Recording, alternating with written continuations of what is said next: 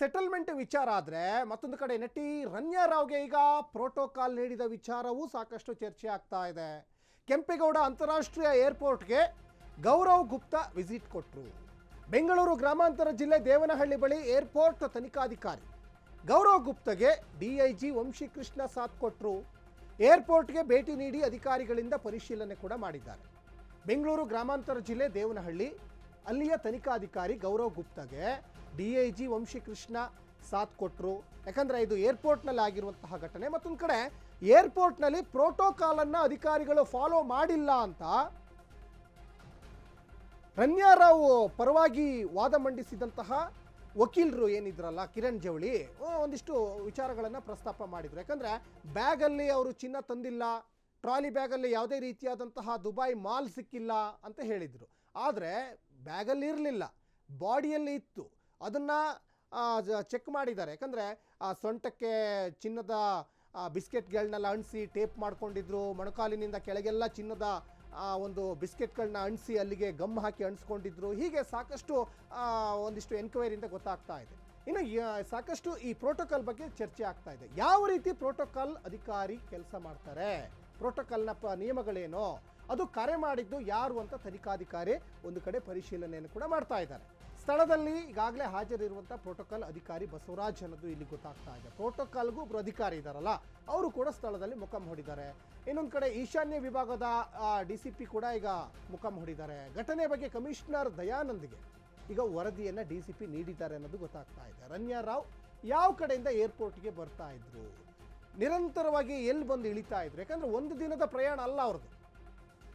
ಎಲ್ಲಿ ಪ್ರೋಟೋಕಾಲ್ ಅಧಿಕಾರಿಯನ್ನು ರನ್ಯಾ ರಾವ್ ಭೇಟಿ ಆಗ್ತಾ ಇದ್ರು, ಎಷ್ಟೊತ್ತು ಅವ್ರ ಜೊತೆ ಮಾತುಕತೆ ಮಾಡ್ತಾ ಇದ್ರು, ಅಲ್ಲಿ ಬೇರೆ ಪ್ಯಾಸೆಂಜರಿಗೆ ನಡೀತಾ ಇದ್ದ ಹಾಗೆ ಇವರಿಗೂ ಕೂಡ ಒಂದಿಷ್ಟು ಡಿಟೆಕ್ಟರ್ ತಪಾಸಣೆಗಳು, ಆಮೇಲೆ ಅಲ್ಲಿ ಯಾವ ದಾರಿಯಲ್ಲಿ ಹೋಗ್ತಾ ಇದ್ರು. ಯಾಕಂದರೆ ಅಲ್ಲಿ ಟರ್ಮಿನಲ್ 1, ಟರ್ಮಿನಲ್ 2 ಈ ಥರ ಎಲ್ಲ ಏರ್ಪೋರ್ಟ್ನಲ್ಲಿ ಇರ್ತದಲ್ಲ, ಯಾವ ಟರ್ಮಿನಲ್ಗೆ ಬರ್ತಾ ಇದ್ರು, ಯಾವ ನಂಬರಿಗೆ ಬರ್ತಾ ಇದ್ರು, 1ಗೆ ಬರ್ತಾ ಇದ್ರೆ, 2ಗೆ ಬರ್ತಾ ಇದ್ರೆ, 3ಗೆ ಬರ್ತಾ ಇದ್ದ, ಈ ಥರನೂ ಕೂಡ ಎಲ್ಲವನ್ನೂ ಕೂಡ ಯೋಚನೆ ಮಾಡಬೇಕಾಗ್ತದೆ. ಇನ್ನು 5 ಸಿಬ್ಬಂದಿ ಕಾರ್ಯನಿರ್ವಹಣೆ ಮಾಡ್ತಾರೆ ಏರ್ಪೋರ್ಟ್ನಲ್ಲಿ. ಯಾಕಂದರೆ ಪ್ರೋಟೋಕಾಲ್ ವ್ಯವಸ್ಥೆ ಕೂಡ ಭಾಳ ಇದೆ. ಯಾಕಂದರೆ ಅಂತಾರಾಷ್ಟ್ರೀಯ ವಿಮಾನ ನಿಲ್ದಾಣ ಅಲ್ವದು, ಭಾಳ ಹುಷಾರಾಗಿರಬೇಕಾಗ್ತದೆ.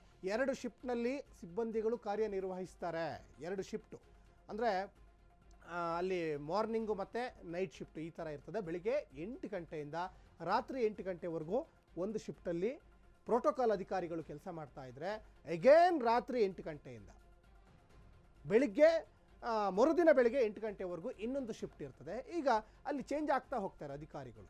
ಹಾಗಾಗಿ ಈ ಪ್ರೋಟೋಕಾಲ್ ವ್ಯವಸ್ಥೆ ಭಾಳ ಕಟ್ಟುನಿಟ್ಟಾಗಿ ಇಟ್ಕೊಳ್ಬೇಕಾಗ್ತದೆ. ಯಾಕಂದರೆ ಇದು ಬೇರೆ ದೇಶದಿಂದ ಬರ್ತಾ ಇರ್ತಾರೆ, ಅಲ್ಲಿ ಭಯೋತ್ಪಾದಕರು ಬರ್ತಾರೋ ಅಥವಾ ಒಳ್ಳೆ ಪ್ಯಾಸೆಂಜರೇ ಬರ್ತಾರೋ ಅಥವಾ ಇಂತಹ ಚಿನ್ನ ಸ್ಮಗ್ಲಿಂಗ್ ಮಾಡೋರು ಬರ್ತಾರೋ, ಎಲ್ಲವನ್ನೂ ಕೂಡ ಕೂಲಂಕುಷವಾಗಿ ತಪಾಸಣೆ ಮಾಡಬೇಕಾಗ್ತದೆ. ನಟಿ ರನ್ಯಾ ರಾವ್ ವಿರುದ್ಧ ಗೋಲ್ಡ್ ಸ್ಮಗ್ಲಿಂಗ್ ಪ್ರಕರಣಕ್ಕೆ ಸಾಕಷ್ಟು ಸಂಚಲನ ಸೃಷ್ಟಿಯಾಗ್ತಾ ಇದೆ. ಇವತ್ತು ಬಂಗಾರಿ ಬೆಡಗಿ ರನ್ಯಾ ಬೇಲ್ ಭವಿಷ್ಯ ಇವತ್ತು ನಿರ್ಧಾರ ಆಗುತ್ತೆ. ಮಾಣಿಕ್ಯ ಚಿತ್ರದ ನಟಿ ರನ್ಯಾ ರಾವ್ಗೆ ಬೇಲ ಅಥವಾ ಜೈಲ ಸದ್ಯಕ್ಕಿರುವಂಥ ಪ್ರಶ್ನೆ. ಯಾವುದೇ ಕ್ಷಣದಲ್ಲಾದರೂ ರನ್ಯಾ ಬೇಲ್ ಭವಿಷ್ಯ ಪ್ರಕಟ ಮಾಡಬಹುದು. ಗೋಲ್ಡ್ ಕೇಸ್ನಲ್ಲಿ ಇವತ್ತು ರನ್ಯಾಗೆ ಬೇಲ್ ಸಿಗ್ಬೋದಾ, ಜಾಮೀನು ಸಿಗ್ಬೋದಾ ಅನ್ನುವಂಥ ಚರ್ಚೆ ಆಗ್ತಾ ಇದೆ. ಕೆಲವೇ ಕ್ಷಣಗಳಲ್ಲಿ ಆದೇಶವನ್ನು ಪ್ರಕಟಿಸುತ್ತೆ ವಿಶೇಷ ಕೋರ್ಟ್. ಇದು ಆರ್ಥಿಕ ಅಪರಾಧಗಳ ಕೋರ್ಟಲ್ಲಿ ಈ ಒಂದು ಕೇಸ್ ನಡೀತಾ ಇರೋದ್ರಿಂದ ಬೆಂಗಳೂರಿನ ಆರ್ಥಿಕ ಅಪರಾಧಗಳ ವಿಶೇಷ ನ್ಯಾಯಾಲಯ ಈ ಬಗ್ಗೆ ಸಮಗ್ರವಾಗಿ ಕೂಲಂಕುಷವಾಗಿ ಈ ಕೇಸನ್ನು ಸ್ಟಡಿ ಮಾಡ್ತಾ ಇದೆ. ಒಂದು ಕಡೆ ರನ್ಯಾ ರಾವ್ ಪರವಾಗಿರುವಂಥ ವಕೀಲರು ಮೊನ್ನೆ ಒಂದಿಷ್ಟು ವಾದವನ್ನು ಮಂಡಿಸಿದರು, ಇದೇ ವಿಚಾರವನ್ನು ಮಂಡಿಸಿದರು. ಅಂದರೆ ಈ ಪ್ರೋಟೋಕಾಲ್ ಅಧಿಕಾರಿಗಳು ಸರಿಯಾಗಿ ನಿಯಮಗಳನ್ನು ಫಾಲೋ ಮಾಡಿಲ್ಲ, ಅವರಿಗೆ ಒಂಥರ ಹಿಂಸಾತ್ಮಕ ರೀತಿಯಲ್ಲಿ ಎನ್ಕ್ವೈರಿ ಮಾಡಿದ್ದಾರೆ, ಮಾನಸಿಕವಾಗಿ ಅವ್ರಿಗೆ ಹಿಂಸೆ ಕೊಟ್ಟಿದ್ದಾರೆ ಅಂತ. ಮತ್ತೊಂದು ಕಡೆ ಇಲ್ಲಿ ಈ ಬಾಡಿ ಚೆಕ್ ಮಾಡುವಂತಹ ಪದ್ಧತಿ ಕೂಡ ಇದ್ದೇ ಇರ್ತದೆ. ಈಗ ನಾವು ಸಹಜವಾಗಿ ಒಂದು ಮಾಲಿಗೆ ಎಂಟ್ರಿ ಕೊಟ್ಟರು ಕೂಡ ಅಲ್ಲಿ ಡಿಟೆಕ್ಟರ್ನ ಹಿಡಿತಾರೆ, ಮೈಗೆಲ್ಲ ಹಿಡಿತಾರೆ. ಏನಾದರೂ ಒಂದಿಷ್ಟು ಸಮಂಜಸ ಅಲ್ಲದಂತಹ ವಸ್ತುಗಳು ನಮ್ಮ ಪಾಕೆಟಲ್ಲಿದ್ದರೆ ಅದು ಸೌಂಡ್ ಮಾಡುತ್ತೆ, ಸೈರನ್ ಆಗುತ್ತೆ. ಇನ್ನು ಕೆಲ ಕಾಲ ಜಾಮೀನು ಅರ್ಜಿ ಆದೇಶವನ್ನು ಈಗಾಗಲೇ ಕೋರ್ಟ್ ಮುಂದೂಡಿದೆ. ಆರ್ಥಿಕ ಅಪರಾಧಗಳ ಕೋರ್ಟ್ನಿಂದ ಆದೇಶ ಈಗ ಮುಂದೂಡಿಕೆ ಮಾಡಲಾಗಿದೆ ಅಂತ ಗೊತ್ತಾಗಿದೆ. ಮೊನ್ನೆ ಕೂಡ ಒಂದಿಷ್ಟು ತನಿಖೆ ನಡೀತಾ ಇತ್ತು, ವಾದ ಪ್ರತಿವಾದ ನಡೀತು. ವಾದ ಪ್ರತಿವಾದ ಆಲಿಸಿ ಇವತ್ತಿಗೆ ಆದೇಶವನ್ನು ಕಾಯ್ದಿರಿಸಿತ್ತು ಕೋರ್ಟು. ಈಗ ಕೆಲ ಕಾಲ ಜಾಮೀನು ಅರ್ಜಿ ಆದೇಶವನ್ನು ಕೋರ್ಟ್ ಮುಂದೂಡಿದೆ ಅನ್ನೋದು ಇಲ್ಲಿ ಗೊತ್ತಾಗ್ತಾ ಇದೆ. ಸದ್ಯ ಪರಪ್ಪನ ಅಗ್ರಹಾರ ಜೈಲಿನಲ್ಲಿದ್ದಾರೆ ಆರೋಪಿ ರನ್ಯಾ ರಾವ್. ಅವರು ಮಾರ್ಚ್ 24ನೇ ತಾರೀಕುವರೆಗೆ ನ್ಯಾಯಾಂಗ ಬಂಧನಕ್ಕೆ ನ್ಯಾಯಾಲಯ ನೀಡಿದೆ ಅನ್ನೋದು ಗೊತ್ತಾಗ್ತಾ ಇದೆ. ಮಾರ್ಚ್ 3ರಂದು ರನ್ಯಾ ರಾವ್ನ ಈಗಾಗಲೇ DRI ಅಧಿಕಾರಿಗಳು ಬಂಧಿಸಿದ್ರು.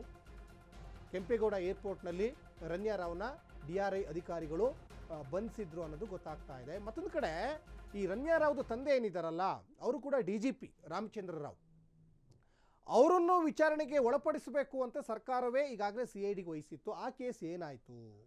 ಮತ್ತೊಂದು ಕಡೆ ಮುಧೋಳ ಸಹಕಾರಿ ಪತ್ತಿನ ಬ್ಯಾಂಕ್ನಿಂದ ರನ್ಯಾ ರಾವ್ ಅಕೌಂಟಿಗೆ ಲಕ್ಷಾಂತರ ರೂಪಾಯಿ ಹಣ ಬಂದಿದೆ. 10 ಲಕ್ಷ 20 ಲಕ್ಷ ಈ ರೀತಿ ಲಕ್ಷ ಹಣ ಬಂದಿದೆ. ಈ ಹಣ ಯಾರು ಹಾಕಿದ್ರು ಅದನ್ನು ಕಂಡುಹಿಡಿಯೋದೇನು ಕಷ್ಟ ಅಲ್ಲ. ಆ ಕೇಸ್ ಕಡೆಯೂ ಕೂಡ ಪೊಲೀಸ್ನವರು ಗಮನ ಹರಿಸಬೇಕು. DRI ಅಧಿಕಾರಿಗಳು ಆ ಕಡೆಯೂ ಕೂಡ ಕಾನ್ಸಂಟ್ರೇಷನ್ ಮಾಡಬೇಕಾಗ್ತದೆ. ಯಾಕಂದರೆ ಇವತ್ತು ಆನ್ಲೈನ್ ಟ್ರಾನ್ಸಾಕ್ಷನ್ ಆಗಿದ್ದರೆ ಯಾರು ಮಾಡಿದ್ರು, ಅಥವಾ ಆ ಬ್ಯಾಂಕ್ ಅಕೌಂಟಿಂದ ಮಾಡಿದರೆ ಯಾರ ಅಕೌಂಟಿಂದ ರನ್ಯಾ ರಾವ್ ಅಕೌಂಟಿಗೆ ಟ್ರಾನ್ಸ್ಫರ್ ಆಗಿದೆ, ಈ ಥರನೂ ಕೂಡ ಚೆಕ್ ಮಾಡೋದೇನು ದೊಡ್ಡ ವಿಚಾರ ಅಲ್ಲ. ಮತ್ತೊಂದು ಕಡೆ ಜತಿನ್ ಹುಕ್ಕೇರಿ ಈತೆಯ ಗಂಡ ಅವ್ರು ಯಾಕೆ ದೂರ ಆದರು, ಇವೆಲ್ಲವನ್ನು ಕೂಡ ಯೋಚನೆ ಮಾಡಬೇಕಾಗ್ತದೆ, ತನಿಖೆ ಮಾಡಬೇಕಾಗ್ತದೆ.